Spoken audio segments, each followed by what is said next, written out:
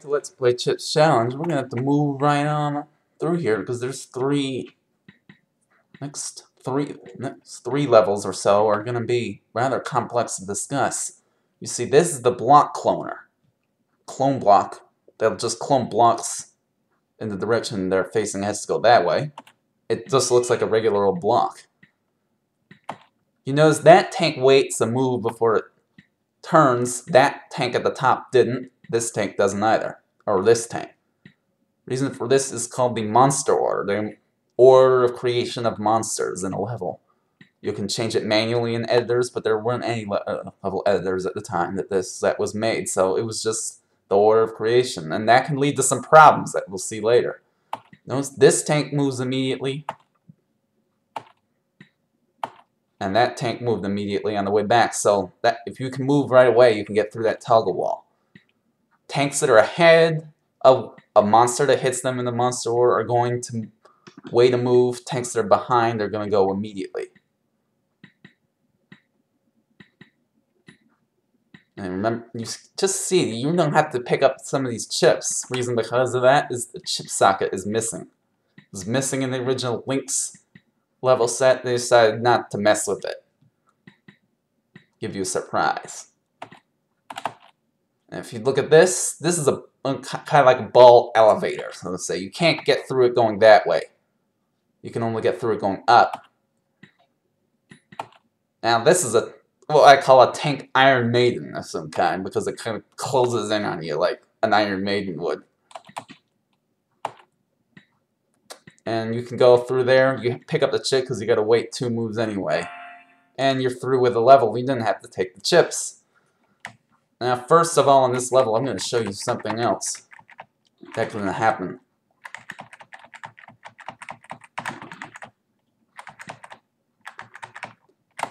Now, when you boost behind the sliding block, or if the block is delayed, slide delay, which we'll see later, that's going to happen. That's called cross-checking. And it can, as you see, lead to sometimes fatal results. The reason why this happens is ice corners are programmed a little differently.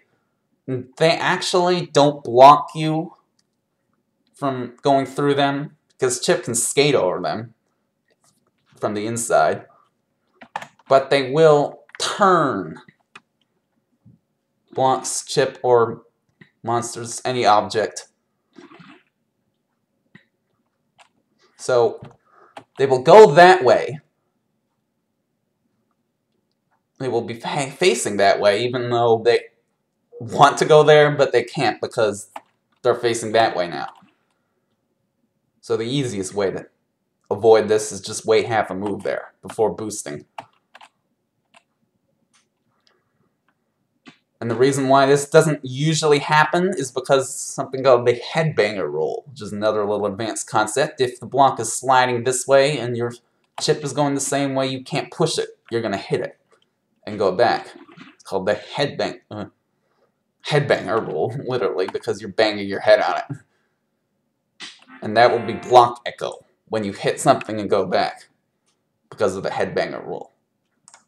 And now, that was the end of that level. This is a little more difficult to bold for this reason. Look at all this boosting. You can backwards boost. You can go backwards on force floors. The only boosting that's allowed in Links is force floor to force floor. And you can go sideways off it. Not, however, backwards. You can't go backwards. Some of these changes can lead to different things going on in the levels. You can bust some levels. If you notice, that was a rather complex route to use, even in MS. You don't have to go this fast, but try to use the same chip order. It's quicker. It's easier to use, just like in this level that we're going to see next. Blobnet is very infamous because of this new monster, which is the blob. It just moves randomly, unless the move is illegal, but it moves half speed. So, odd step and even step applies here. You're going to start this in even step. Now this is, as you can see, this is very risky, but you get a very high time in return. Again, blobs move before you, so if you can pick up chips on the turn blobs move, they can never kill you. Or if they're far away, like that one. Now you can also use spring steps, which means you wait half a move, then you can make the next 2 moves in quick succession, so you don't lose anything. To see if that blob is moving down there. A lot of really easy ways to get through this level quick. But you'll need all of them and a lot of luck. Now if you notice here, you can move up in case this moves down. And then you can get to the next ship quicker. Just like I said at the end of level 20, you don't have to be this fast. I'm showing you this hardly out of entertainment, partly to get through this quick, and showing you some strategies to deal with these blobs because they can be very mean. There was another spring step. Just follow this chip order and you'll be okay. You'll get through this level quicker. And it's less annoying when you die, the less time you spend on the level. And if you follow some of these tips, you're not going to die. See, there's another spring step you can use. See, I was developing a lot of strategies for a long time. I got to 434 one time, but it should have been a 435, except that I spring step from here to there when I shouldn't have, and it was a bad spring step, so I lost the last move. Eventually, J.B. Lewis developed this route as much as he could. And that's what the result was. Ortugeld is an anagram of Togeldor, which is not the correct spelling. Now this may look like a difficult route, but once you get this down, you'll find the rest of the level is made so much easier. I always tell people, do some things hard and you'll make some things much easier. Look at this. This is so much easier now, isn't it? It also makes it less likely that you're going to get killed by gliders waiting for the next thing to open. Because if you go in this pattern, you'll have to wait. So it makes the level much simpler to beat. Now we're going to move on a little quicker through here. And we're going to slow down here. Because if you can get two things in different orders, and doesn't matter what order you get them in, try it. Because look at that. You normally expect to go there, there, there. But if you do that, you have to wait for a glider. Here, that way, you don't have to wait. And we're going to go super speed again. Don't watch this if you have epilepsy. Sorry about that. I had to go there. Now, you can pick up a block from here without wasting any time, except that one move, but it's quicker. Because you can just stop the glider from messing with you. That actually saves more time. Think about those. They can be very valuable. Now we go through here, pick the rest of the chips up. Woo! Speed into the exit. Blink is a teleport level. Just go from point to point. It's a lot easier than sometimes people make it out to be. You can just go through here, and the key is these points where you can switch polarity. Down below, you can go to a different part of the teleport circle, but we're not going to do that. There, on that path to the right, we can go and switch from going vertically to horizontally. But this is where we're actually going to go. There, now we just slid back to the left. Now we can just pick these up. There's chips at different points of the horizontal cycle, chips at different points of the vertical cycle. So once you get into one spot, you'll get all of them pretty much. So it's just finding the 4 spaces and then figuring out how to get to the exit. It's really all this level is. See thin walls on the border that are really unnecessary, but we don't know if they were in Link's.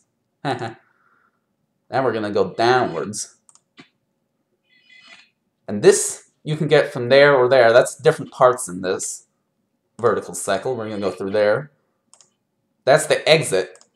You may not have seen that, but that's where the exit is. So we want to make sure we end on the vertical. So we're going to finish this up. And notice that you can spring slide because you're only sliding one teleport most of the time. So make sure you figure that out. It's going to make it much quicker. Now you can go up there to a different part of the horizontals, but this is all the chips we need in this area.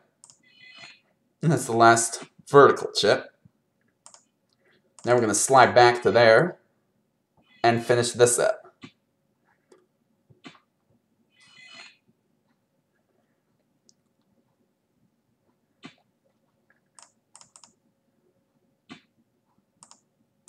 And now we need 5 slides, up, down, up, down, up, and we get into the exit. The next level introduces the final monster. This is the Paramecium that we're going to see. Let's pick up some chips. Now, how you would normally deal with this guy, this is how you have to deal with this guy in this level, is move right from here. And then he's stuck. He's going to go in the circle like that, because he doesn't have any wall attack. Try, if possible, to do that immediately, because it can be easy to mess up. If you see here, you can just sneak past this wall while you're going that way. Because I mentioned back in Blobnet, if you mess up early, it's much less frustrating. There can be a lot of subtleties to that art to make your day much less frustrating. You can see there's a teeth clone machine. Then when you have teeth, bugs, or paramecia cloning or being released from traps, there can be bad results. As in, it doesn't go the direction it's supposed to, or doesn't come out at all. And you will see that later because it busts quite a few levels. Teeth are coming for you, but you don't have to worry about them. The easiest way to avoid the teeth at all is just take the chip that's blocking the red button, the very last one. This is go with the flow. Now, to get that fire boot, you're going to have to be exactly on time. You can see, though, that it waits a move, so it's a little easier than it looks there. This is a bit of a difficult boosting section. Now we go down here. The reason why we made the fire boots difficult to collect is because we're going to end up making the exit much easier to get into.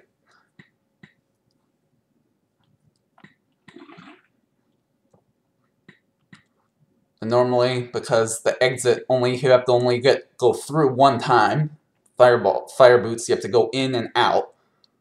This is an easy Sokoban section. It usually wouldn't be a good trade, but you would have to go around through there a second time. So it ends up being the better move. And now we're going to go into there and speed back into the exit. It didn't touch us. And looks like we're going to want to end the video because we don't want to do too many levels in one video. So we're going to see you next time with episode 4. Thanks for watching.